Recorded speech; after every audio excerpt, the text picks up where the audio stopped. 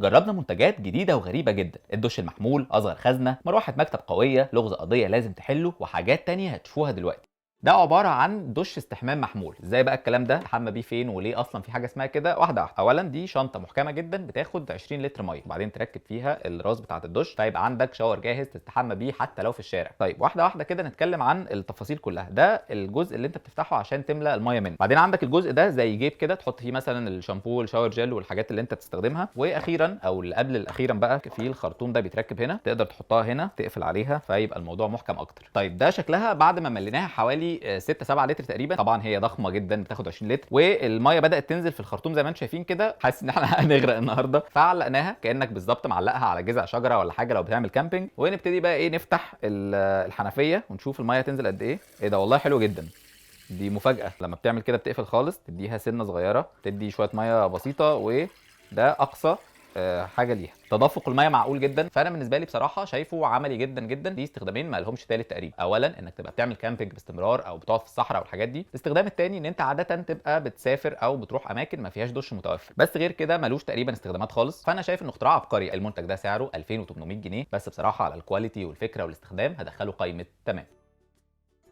دي بقى اصغر خزنه شخصيه ممكن تشتريها في حياتك كلها. عباره عن صندوق صغير خالص كده تحط فيه الحاجات المهمه، وطبعا بتتقفل بكلمه سر. طيب انت دلوقتي قفلتها وعايز تفتحها، طبعا بتحط كلمه السر اللي انت اخترتها في الاول، وبعدين تضغط على الزرار ده فتلاقيها فتحت معاك. هتلاقيها من جوه متبطنه حاجه كده شبه الفل. لو حطينا الموبايل ده كده ياخدها كويس. لو عندنا شويه مجوهرات، خواتم مثلا او حلقان او حاجات زي كده، تتحط عادي برده سواء جنب الموبايل او فوقه. مفتاح عربيه ممكن، شويه فلوس بس طبعا بسيطه تمام. هذا الشيء نستخدمه فين؟ دي معموله عشان لو انت مثلا في مصيف قاعد على البحر فيبقى فيها الحاجات المهمه وتقفل عليها. حد بقى هيقول لي طب ما ممكن اللي عايز يسرقها ياخدها ويمشي ويبقى يعمل فيها اي حاجه بعد كده. لهذا السبب عملوا الاوبشن اللي هتشوفوه حالا دلوقتي، اللي هو الزرار ده اول ما بتدوس عليه بيطلع لك حبل كبير كده. المفروض بقى الحبل ده انت بتربطه حوالين مثلا رجل الكرسي، مقبض باب، اي حاجه بحيث تبقى متثبته وهي جنبك. فاحنا مثلا خلونا نتخيل ان احنا لفينا الحبل ده حوالين رجل كرسي وعملنا كده قفلناها فبقت متثبته. حد تالت بقى هيجي يقول لي طب ما ممكن تدوس على الزرار ده وتفك الواير عادي وتسرقها. لا ده مش حقيقي، لانه الحبل ما بيتفكش الا لو كنت حاطط الباسورد الصح. وبالمناسبه الحبل اللي انتم شايفينه ده مش عادي، مش بلاستيك مثلا او حاجه تتقص بسهوله، لا هو معدني وقوي جدا، وعشان يتقص محتاج زراديه او حاجه قويه جدا تقطعه. في بقى اوبشن تاني ناس اخترعته، يعني ان انت تستخدمها كشنطه اصلا، يعني تبقى ماشي بيها في الشارع، تبقى معاك حاجه ثمينه جدا خايف عليها من السرقه، تبقى عامل دي كانها ايد الشنطه. ازاي بنغير باسورد الخزنه؟ بص يا سيدي، انت عندك هنا اول ما تفتح في حته بلاستيك صغيره جدا جدا، تحس انها راميه كده ناحيه الشمال. بتجيب بس حاجه تزقها ناحيه اليمين تفضل ثابته على الوضع ده، وتحط الباسورد اللي انت عايزه الاربع ارقام، وبعدين تسيب حته البلاستيك دي ترجع مكانها تاني، وكده انت غيرت الباسورد خلاص. انا عجباني بصراحه، حاسسها عمليه قوي للناس اللي هم بيسافروا كتير او بيبقوا موجودين في اماكن عامه. دي بتحافظ على اي حاجه مهمه. سعرها 2800 جنيه، غالي طبعا، بس بما انها عمليه هدخلها قائمه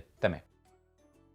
دي مروحه شخصيه او يعني مروحه محموله، المفروض ان انت بتحطها قدامك على مكتب او تابلوه عربيه. وزي ما انتم شايفين كده هي عباره عن مروحتين مع بعض، كل واحده منهم بتتحرك في كل الاتجاهات، فوق وتحت يمين وشمال كل حاجه. هتلاقي هنا كمان البكره دي فيها درجتين للهواء. ده كله تمام لطيف جدا، بس المهم في الموضوع هو قوه الهواء اللي بتطلع منها. فاحنا عندنا السلك اللي طالع منها اخره يو اس بي، نحطه في الكهرباء ونبتدي بالدرجه الاولى. ايه ده، كويسه جدا. الهواء معقول. لو عملنا الثانيه كمان الهواء قوي لدرجه انه بيزق المروحه لورا. انا متفاجئ بصراحه، ده ما يقلش خالص عن المراوح اللي هي بتبقى متوسطه الحجم، اللي هي بتتعلق في الحيطه بتبقى نازله منها دي. عايز اقول لكم عمار ورا الكاميرا بينه وبينها حوالي متر ونص تقريبا، والهواء واصل له. حتى برضه عشان تشوفوا قد ايه الهواء قوي هنحط الورقه كده قدامها، الورقه بتطير خالص بتبعد. دي الحاجات الكويسه. المشكله بقى انه الماتيريال في الارض. اولا وانا بحطها عشان نبدا نجرب بعمل كده، لقيت دي خرجت زي ما انتم شايفين. ببص على الزرار بتاع درجات الهواء بعمل كده، لقيته خرج برده في ايدي فجاه. فطبعا ده شيء محبط جدا ان المروحه تبقى بالقوه دي، هواها حلو قوي، وفي نفس الوقت الماتيريال تبقى بهذا الضعف، فتشتريها تبوظ منك بعد اسبوعين. المروحه دي سعرها 450 جنيه، كتير جدا جدا على الماتيريال السيئه دي. فانا هسيب لكم انتوا الحكم عليها. دي بقى ولاعه بس ذكيه. اولا هي من غير نار فمش بتخلص طبعا، ولا بتحتاج تملاها ولا الحاجات دي. هي بتشتغل بالكهرباء وبتتشحن بوصله يو اس بي من هنا. طيب بتشتغل ازاي بقى؟ اولا انت عندك الجزء ده مرن، عشان لو مثلا عايز تولع شمعه عميقه او اي حاجه او بوتاجاز مثلا، فتبقى من بعيد لبعيد. وثانيا اول ما بتطلع بس الزرار اللي انتم شايفينه ده لفوق، بتلاقي اللمبات بتاعه الشحن نورت عشان تعرف هي فيها كام شرطه شحن، وطبعا بتولعها من الزرار ده. طيب هي بتولع ازاي بقى طالما ما فيهاش نار؟ انت لما بتدوس بتلاقي شراره طلعت بين القطبين اليمين والشمال دول زي ما انتم شايفين كده حاجه بسيطه جدا جدا، بس الحاجه البسيطه دي بتولع اي حاجه. تعالوا بقى نجرب كده نولع بيها شمعه. طبعا احنا ممكن نميلها عادي لانه مش خايفين ان النار تتعوج مننا والحركات اللي هي بتحصل في الولاعات العاديه. نعمل مثلا كده، هي بتفرقع فرقعه غريبه كده. لا ولعت تاني. انا عجباني بصراحه فكره انك تجيب ولاعه تعيش معاك العمر كله، كل ما تفضى بقى تشحنها تاني وما تحتاجش تغيرها خالص. لاحظ كمان انه الماتيريال بتاعتها قويه جدا، سواء الجزء البلاستيك اللي تحت ده او الجزء الستانلس ستيل. حتى الحته اللي هي عند الشراره هي طبعا بتسخن، خلي بالكم بتسخن جدا. برده الجزء اللي فوق ده قوي. الولاعه دي سعرها 150 جنيه وهدخلها قائمه تمام.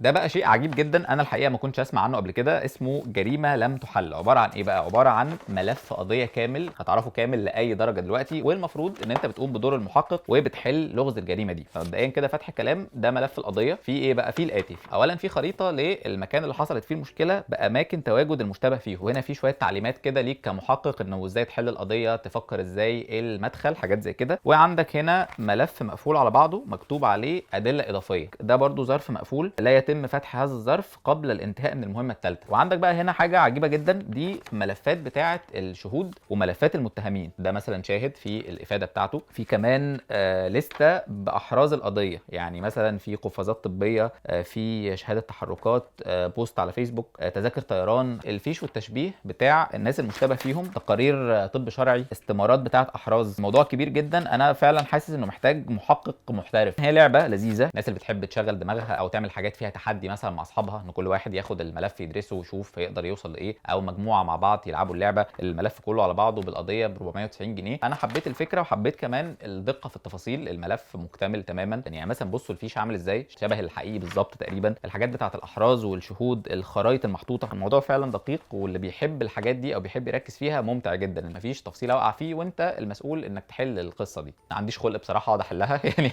بنشوف حد بقى يبقى يحلها لنا، بس عموما الفكره حلوه فدخلها قائمه تمام. لو عجبتكم الحلقه اعملوا لها لايك وشير، وقولوا لنا في التعليقات عايزين نجرب منتجات ايه تاني الحلقات الجايه.